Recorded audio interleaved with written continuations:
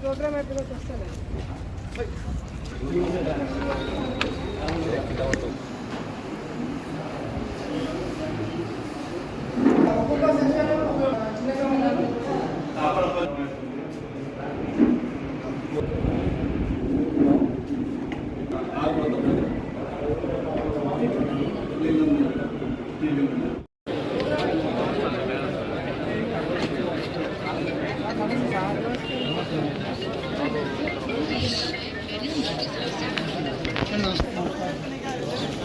Hey.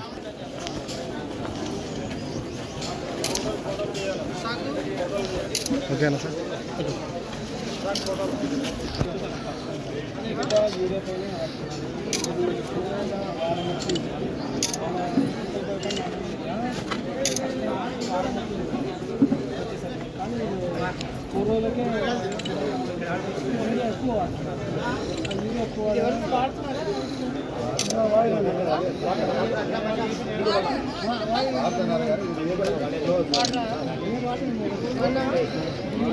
ఇది కావాలి, మళ్ళీ యూరియా కూడా కావాలి. ఇది వాడే కంపల్సరీ యూరియా కూడా ఉండాలా? అవసరం లేదు. ఒక డబ్బా ప్రతిసారి యూరియా కావాలని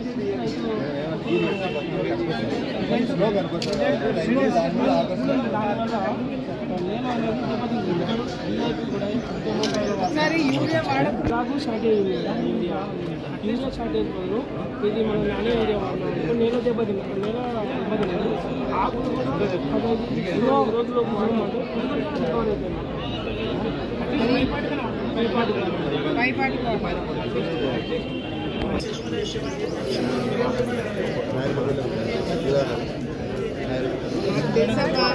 నేను ఇంటికాడికి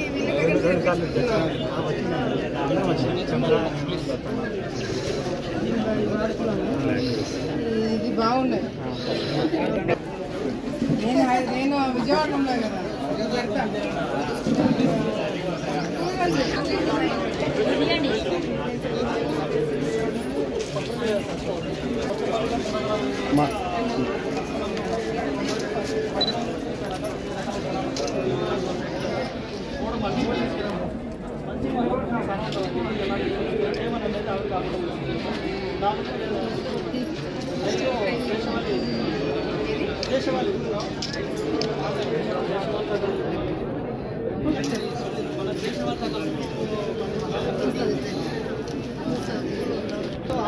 వ్యవసాయంతో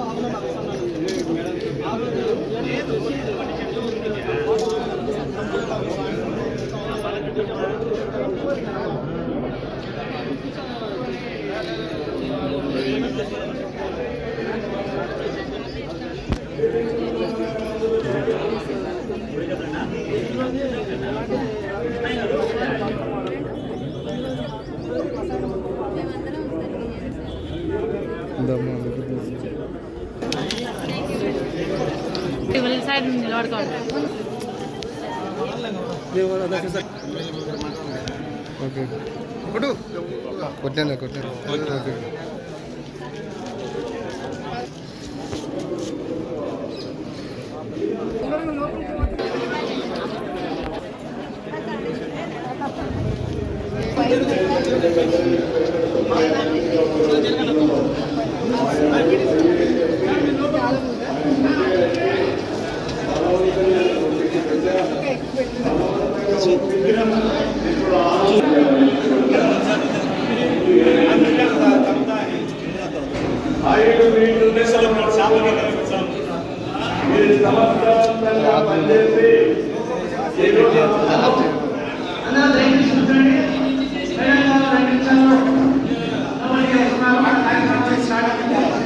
దయచేసి అందరూ కూర్చోవాలని కోరుతున్నాము. బయట ఉన్న వాళ్ళు చేసి తీసుకున్న వాళ్ళు చెప్పండి. బయట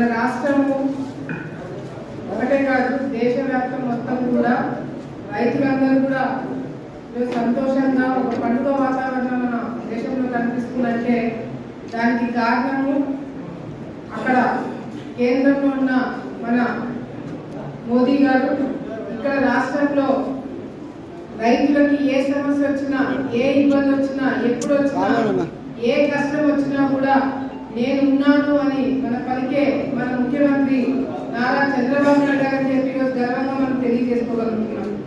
ఈరోజు మనము రాముడి పరిపాలన చూసాము, రాక్షస పరిపాలన చూసాము.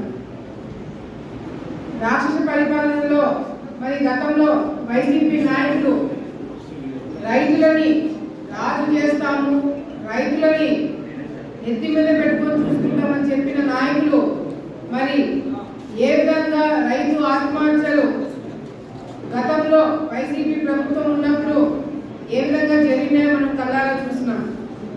ఏ విధంగా రైతులకి ఏ కష్టం వచ్చినా మేము ఉంటామని చెప్పి వాళ్ళ అధికారంలోకి రాగానే రైతు సమస్యలు పక్కన పడేసి కేవలం కక్ష రాజకీయాలు చేస్తారో అది కూడా చూడడం జరిగింది. ఈరోజు మన ప్రభుత్వం వచ్చిన తర్వాత, కూటమి ప్రభుత్వం వచ్చిన తర్వాత రైతులకి ఏ విధంగా ఆదుకోవాలి, అది ఇరిగేషన్ ప్రాజెక్టు దగ్గర నుంచి, పిల్ల కాలువల దగ్గర నుంచి, లేకపోతే మన మండలాల్లో ముఖ్యంగా రైతులు పడుతున్న ఇబ్బందులు, గిట్టుబాటు ధరలు, కొనుగోలు కేంద్రాలు, ఇవన్నీ ఏమేమి అవసరం అనేది ఎప్పటికప్పుడు మాతో చర్చిస్తున్నారు చంద్రబాబు నాయుడు గారు. మీ రుద్రావరం మండలంలో ముఖ్యంగా ఈరోజు చూసుకుంటే ఈ మండలంలో తెలుగుగా ప్రాజెక్టు రావడానికి ముఖ్య కారకులు మనం తలుచుకోవాల్సిన అవసరం ఎంతైనా ఉంది. మన ఎన్టీ రామారావు గారు, ఆయన పుణ్యమాన్ని ఈ ప్రాంతానికి తెలుగుగా రావడం జరిగింది. తెలుగుగా నీళ్లు తమిళనాడులో తాగునీటికి తీసుకుపోవాలని చెప్పి కేంద్రం అప్పట్లో మాట్లాడినప్పుడు నా ప్రాంతం నుంచి నీళ్లు పోతుంటే తప్పకుండా మా వాళ్ళకి నీళ్లు వచ్చిన తర్వాతనే మీకు నీళ్లు పోతాయని చెప్పి గట్టిగా కొట్లాడి ఆ రోజు మన ప్రాంతానికి తెలుగులో తీసుకొచ్చిన మహానుభావుడు ఎన్టీ రామారావు గారిని మనం అందరం గుర్తు పెట్టుకోవాలి. ఈరోజు మీరందరూ చూసే ఉంటారు, అసెంబ్లీలో ఎప్పుడు మాట్లాడడానికి అవకాశం వచ్చినా తప్పకుండా మర్చిపోకుండా మన ఆలగడ్డలో రైతులు పడే ఇబ్బందులు, సమస్యలు, కష్టాలు ఎప్పటికప్పుడు ప్రభుత్వం దృష్టికి తీసుకుపోతున్నాము. మీ టీవీలలో చూస్తున్నారా లేదా నాకు తెలియదు, చూస్తున్నారా? మీ మండలం గురించి కూడా మాట్లాడినామా లేదా? రుద్రవరం మండలంలో గతంలో ఫ్యాక్షన్లకు ఇబ్బంది పడి ఎన్నో కుటుంబాలు నష్టపోయినాయి. అటువంటి రైతులు ఈ రోజు బాగుపడాలంటే ఈ రోజు కళ్ళ ముందర నీళ్లు పోతున్నా కూడా రుద్రవరం మండలంలో పిల్ల కాలువలు లేక గ్రామాలలో నీళ్లు రాక ఇబ్బందులు పడుతున్నారని చెప్పి అసెంబ్లీలో మాట్లాడడం జరిగింది. మీ అందరికీ ఒక గుడ్ న్యూస్, చంద్రబాబు నాయుడు గారు ఈ తెలుగు కింద ఎక్కడైతే మనకి కాలువలు లేవో, పిల్ల కాలువలు లేవో పొలాలకి అవన్నీ కూడా చేపించడానికి దాదాపుగా 200 కోట్ల రూపాయలు ఆలగడ్డ తాలూకా ఇవ్వబోతున్నారని గర్వంగా తెలియజేస్తున్నాను. ఇది సాధ్యం అవుతుంది నమ్మకంతోనే ప్రతిసారి ప్రతి మీటింగ్ లో మంత్రి గారితో దగ్గర నుంచి కింద అధికారుల దగ్గర నుంచి ప్రతి ఒక్కరితో మనము ఏ విధంగా పోరాటం చేస్తామో మీరు అందరూ చూస్తున్నారు. ఇప్పుడు కూడా అడుగుతున్నాను, మనకి తెలుగుకి నీళ్లు వస్తున్నాయా రావట్లేదా, ఇంకా రైతు దగ్గర ఇబ్బందులు పడుతున్నారని చెప్పి ఇప్పుడు తెలుసుకోవడం జరుగుతుంది.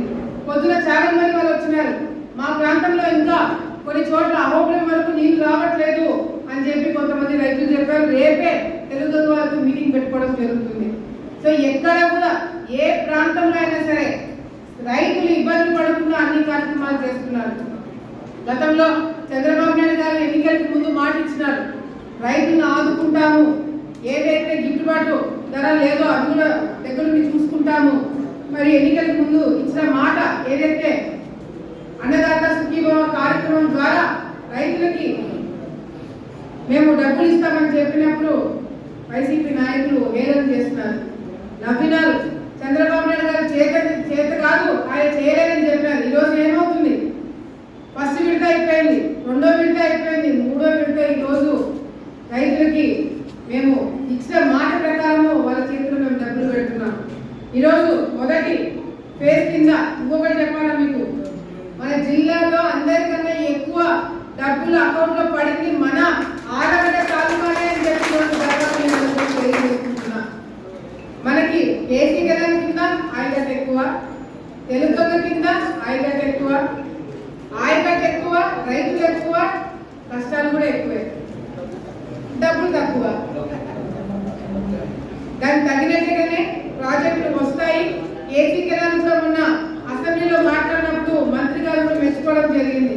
ఏదైతే కుందు దగ్గర నుంచి మరి కేసీ కెనాల్కి లిఫ్ట్ అడిగినాము, అది కూడా చాలా మంచి ఆలోచన. అది వస్తే కేసీ కెనాల్ రైతులు ఇబ్బంది పడరని చెప్పి మంత్రి గారు కూడా మెచ్చుకోవడం జరిగింది. మెచ్చుకుంటే కాదన్నా డబ్బులు కావాలా, ప్రాజెక్టు కావాలా అని చెప్పినాను. ముఖ్యమంత్రి గారితో కూడా మాట్లాడి అది కూడా తొందరలోనే వస్తుంది. గుండ్రేవుల ప్రాజెక్టు వస్తే రాయలసీమ రైతులు బాగుపడతారు. అదేవిధంగా గన్లేరు, మన అవసరం దగ్గర ఉన్న గన్లేరు కూడా అది 0.3 టీఎంసీ కెపాసిటీ ఉంటే దాన్ని 0.6 కెపాసిటీ పెంచితే దాదాపుగా 20 గ్రామాలకు తాగునీటి సమస్య ఉండదని అసెంబ్లీలో మాట్లాడడం జరిగింది. ఇది కేవలం మాటలకే కాదు, మళ్ళీ చంద్రబాబు నాయుడు గారు ప్రతి ఒక్క జిల్లా ఎమ్మెల్యేలతో కూర్చొని, కలెక్టర్ ఎస్పీతో కూర్చొని, అందరితో కూర్చొని ఆ ప్రాంతంలో మీకు ఏం అవసరం అనేది అడిగి తెలుసుకొని మరి నిధులు కేటాయిస్తున్నారు. తప్పకుండా వచ్చే రోజుల్లో రైతులకి ఎటువంటి ఇబ్బంది లేకుండా, రైతు దర్జాగా ఒకరి మీద ఆధారపడకుండా దర్జాగా కాలు మీద కాలేసుకొని బతికేటట్టుగా చూసుకునే బాధ్యత మేము తీసుకుంటామని మరొకసారి మీ అందరూ కూడా నేను మాటిస్తున్నాను. అంతేకాకుండా మన ప్రాంతంలో ఎక్కువ వరి పండిస్తాం, అవునా? నీళ్ళు లేకపోయినా ఎడారిగా మారినా మనకు మాత్రం వరి కావాలా? వరి వద్దంటే ఎవరు వినరు, వరే కావాలా, ఏమొద్దు. అది కూడా చెప్పినాం. ఎందుకంటే పదే పదే మనకు అధికారులు ఏం చెప్తున్నారు, వరి తీసేయండి, వరి బదులు వేరే ఏదైనా హార్టికల్చర్ వేసుకోండి, మిరప వేసుకోండి, అరటి వేసుకోండి, ఇంకోటి వేసుకోండి అని చెప్తున్నారు. కానీ వాళ్ళకి మొన్న అసెంబ్లీలో కూడా అచ్చెన్నాయుడు గారితో నేను ఒకటే చెప్పిన, ఎంతో కాలం నుంచి వరి వేసుకున్న భూములు అలవాటు పడిపోయంటే ఆ వరి నుంచి హార్టికల్చర్ కి మార్చాలంటే 5-6 సంవత్సరాలు ఇంకా వెయిట్ చేయాల్సి వస్తుంది, తొందరగా మారదని ఆయన దృష్టిలో కూడా పెట్టి మనకి ఆర్ఎస్ ఏదైతే నంద్యాల సోనా, కర్నూలు సోనా బియ్యం ఏదైతే ఉందో అది ఎక్స్పోర్ట్ అంటే ఇతర దేశాలకు పంపించడానికి పర్మిషన్ కూడా తీసుకోబోతున్నామని చెప్పి సందర్భంగా మీ అందరూ కూడా తెలియజేస్తున్నాము. ఇది కేవలము మన ప్రాంతంకే కాదు, నాకు తెలిసి మన జిల్లాలో వరి వేసుకున్న వాళ్ళు అందరికీ ఉపయోగపడేది. ఇప్పుడు నేను మాట్లాడేది తప్పకుండా చంద్రబాబు నాయుడు గారితో, లోకేష్ గారితో కూడా మాట్లాడడం జరిగింది.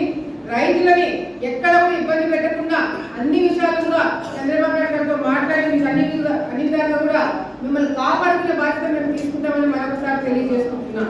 మరి ఫస్ట్ విడతలో మనకి 29,44,00,000 రూపాయలు ఇవ్వడం జరిగింది. రెండో విడతలో 29,44,00,000 రూపాయలు ఇవ్వడం జరిగింది. మూడో విడతలో మన ఆలగడ్డ తాలూకాలకి మరి 25 కోట్ల రూపాయలకి మనకి రైతుల ఖాతాలో డబ్బులు పడబోతున్నాయని చెప్పి సందర్భంగా, అకౌంట్లలో డబ్బులు పడుతున్నాయని చెప్పి సందర్భంగా తెలియజేసుకుంటున్నాం. అన్నయ్య చూపి అది మాట్లాడుతున్నారు. మోదీ గారు ప్రోగ్రామ్ స్టార్ట్ చేసినారు. మేము ఇక్కడ రైతుల గురించి మాట్లాడుతున్నాము, అకౌంట్లలో డబ్బులు పడినట్టుగా రైతులు మెసేజ్లు వస్తున్నాయి. ఇది మా పరిపాలన, ఇది మా ప్రభుత్వం అని గర్వంగా ఈ రోజు రైతులనే కాదు వైసీపీ వాళ్ళకు కూడా గుర్తొచ్చేటట్టుగా ఈ రోజు మేము తెలియజేసుకుంటామని మరొకసారి తెలియజేసుకుంటూ ఈ రోజు అంతేకాకుండా ఈరోజు హార్టికల్చర్ కింద కేంద్ర ప్రభుత్వము రాయలసీమకి హార్టికల్చర్ గా అనౌన్స్ చేసి 30,000 కోట్ల రూపాయలు మన రాయలసీమకి ఇవ్వబోతుందని చెప్పి సంగతి రైతులకు తెలియజేసుకుంటున్నాం. మీ మండలంలో బ్రహ్మాండంగా అరటి పండించుకుంటున్నారు, అవునా కదా? ఇంకా మిరప, మొక్కజొన్న, ఇవన్నీ కూడా కాకుండా మీరు ఇంకా హార్టికల్చర్ కి ఏదైనా పెట్టించారన్నా గోడౌన్లు కానీ లేకపోతే ఏమైనా పరిశ్రమలు కానీ రావడానికి మన ప్రాంతానికి మంచి అవకాశం. తప్పకుండా ఇది అన్ని విధాలుగా ఒక ఎమ్మెల్యేగా నేను నా పరిచయాలు కావచ్చు, నా కాంటాక్ట్స్ కావచ్చు అన్ని కూడా వాడుకొని మన ప్రాంతానికి తొందరలోనే పరిశ్రమలు కూడా తీసుకురాబోతున్నామని చెప్పి సందర్భంగా మీ అందరూ కూడా నేను తెలియజేసుకుంటున్నాను. అంతేకాకుండా మరి దాకా అబ్బాయి చెప్పినాడు APAMS ఈ యాప్ మళ్ళీ మీ గ్రామాలకి మీ రైతుల దగ్గరకు వచ్చి యాప్ డౌన్లోడ్ చేసి ఇది మంచి ఉపయోగపడే యాప్ మన ప్రభుత్వం వచ్చితోనే మొదలు పెట్టారు కాబట్టి ఇది రైతులందరూ కూడా ఉపయోగించుకోవాలని చెప్పి మరొకసారి నేను తెలియజేసుకుంటూ మరి ఈరోజు రైతులు ముఖంలో చిరునవ్వు, రైతు రాజుగా బతకాల, రాయలసీమ రత్నాలసీమగా మారాలని చెప్పి కృషి చేస్తున్న ఏకైక ప్రభుత్వం కూటమి ప్రభుత్వం గర్వంగా మరొకసారి మీకు తెలియజేసుకుంటున్నా. ఈరోజు మీకు ఇంకొకటి తెలియజేయాల్సింది ఏంటంటే వైసీపీ నాయకులు మొదటి వరకు మాట్లాడుతున్నారు. ఏది రాయలసీమ ఎత్తిపోతులంతా, రాయలసీమ ఎత్తిపోతే పథకము మనం వచ్చిన తర్వాత ఆపేసినాము, రాయలసీమ వాసులకి చంద్రబాబు నాయుడు మోసం చేసినాడు, మనమేదో రైతుల్ని ఇబ్బంది పెట్టామని చెప్పి పెద్ద పెద్ద మాటలు మాట్లాడినారు. నేను మాట్లాడేది మీరందరూ మీడియాలో చూసారో లేదో నాకు తెలియదు, కానీ అసెంబ్లీలో మాట్లాడినప్పుడు చాలా స్పష్టంగా చెప్పిన ఏ రాయలసీమ గురించి అయితే వైసీపీ నాయకులు మాట్లాడుతున్నారో ఆ ఎత్తిపోతుల పథకము ఆగిపోవడానికి మెయిన్ కారణము వైసీపీ నాయకులే. ఆ రాయలసీమ లిఫ్ట్ ఇరిగేషన్ ఆగిపోతుందని తెలిసి కూడా మొదలు పెట్టారు. కేవలం మట్టి పనులు చేసుకొని కొన్ని వందల కోట్ల రూపాయలు జోబులు నింపుకున్నారు. ఏ రాయలసీమ అయితే నష్టపోతుందని చెప్పి మరి పాలమూరు రంగారెడ్డి ఏదైతే ప్రాజెక్టు మన రాయలసీమకి నష్టం జరుగుతుందని చెప్పి జగన్మోహన్ రెడ్డి చాలా పెద్ద పెద్ద మాటలు మాట్లాడారు. కానీ అదే తెలంగాణలో మనకి నష్టం జరిగే ప్రాజెక్టుకి టెండర్ వేసింది వైసీపీ నాయకులే. తెలంగాణలో పోయి రాయలసీమకి వ్యతిరేకంగా పనులు చేస్తారు, మన ఆంధ్రప్రదేశ్కి వచ్చి రాయలసీమ బాగుపడాలని చెప్పి మాటలు మాట్లాడతారు. గతంలో ఇదే విధంగా నమ్మి మోసపోయి వాళ్ళకి ఓట్లు వేసి ఈ రోజు మన జీవిత పరిస్థితి ఏ విధంగా కొన్ని లక్షల రూపాయలు, కొన్ని లక్షల కోట్ల రూపాయలు అప్పు చేసి భారం మన నెత్తి మీద పెట్టి పోయినారు. ఈ రోజు ఒక్కొక్కటి పనులు చేసుకుంటూ అటు చంద్రబాబు నాయుడు గారు, అటు లోకేష్ గారు, అటు ఎమ్మెల్యేలుగా మేము మంత్రులు ప్రతి ఒక్కరు కూడా పరుగులు తీస్తున్నాం, పోటీ పడి పనులు చేస్తున్నాం.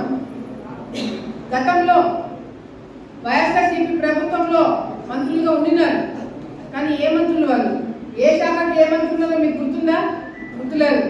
ఒకరు బూతులు తింటారు, ఒకరు రోడ్డు మీద డ్యాన్స్ చేస్తారు. అందరు మంత్రులకి ఒకటే పని చెప్పినాడు జగన్మోహన్ రెడ్డి, చంద్రబాబు నాయుడిని తిట్టడము, తెలుగుదేశం పార్టీ వాళ్ళ మీద కేసులు పెట్టడము, రాష్ట్రాన్ని అల్లకల్లోలం చేయాలని చెప్పి వాళ్ళకి శాఖలు ఇచ్చినారే తప్ప ఈ రోజు చంద్రబాబు నాయుడు గారు వచ్చిన తర్వాత మంత్రులు పరిగెత్తుతున్నారు, మంత్రులు పోటీ పడుతున్నారు, వెళ్ళి కేంద్రంలో కూర్చుంటున్నారు, ఢిల్లీలో కూర్చొని కేంద్ర ప్రభుత్వంతో మాట్లాడి నిధులు తెచ్చుకుంటున్నారు. ఇది వాళ్ళకి మనకి ఉన్న తేడా అని ప్రజలు కూడా గుర్తించారు. కాబట్టి ఈరోజు ప్రతిపక్ష హోదా కూడా లేకుండా వాళ్ళని ఇళ్లలో కూర్చోబెట్టారు. రేపొద్దున ఏ ముఖం పెట్టుకొని వీళ్ళు మళ్ళీ పాదయాత్ర చేస్తారంట. మళ్ళీ పాదయాత్ర చేస్తారంటే ఎవరు ఉంచడానికి, ఎవరు జీవితాలు రోడ్డు మీద తీసుకురావడానికి పాదయాత్ర చేస్తున్నారని చెప్పి కూడా మేము సందర్భంగా అడుగుతూ ప్రజలందరూ కూడా, కార్యకర్తలు కావచ్చు, ప్రజలందరూ కావచ్చు, ఒకటే గమనించండి, మన ప్రభుత్వంలో మనం చేసే మంచి ఏ ప్రభుత్వం కూడా ఎప్పుడు జరగలేదు. మళ్ళీ రాష్ట్రం బాగుపడాలన్నా, పరిశ్రమలు రావాలన్నా, మన లాంటి ప్రాంతాలకు ఉద్యోగాలు రావాలన్నా మళ్ళీ మన ప్రభుత్వమే రావాలా, మళ్ళీ మన పరిపాలనే ఉండాలని చెప్పి మరొకసారి తెలియజేసుకుంటూ కార్యకర్తలందరూ కూడా మీరు ఫీల్డ్ మీద తిరగండి, రైతులతో మాట్లాడండి, ప్రజలతో మాట్లాడండి, ఏ ఇబ్బంది వచ్చినా మనం ఉన్నామని చెప్పి భరోసా ఇవ్వాలని చెప్పి మరొకసారి తెలియజేసుకుంటూ మరొకసారి రైతులందరూ కూడా ధన్యవాదాలు తెలియజేసుకుంటూ మీ ఆశీస్సులు మీ దీవెనలు ఉంటే వచ్చే రోజులు ఇంకా బ్రహ్మాండంగా పనిచేస్తామని తెలియజేసుకుంటూ సెలవు.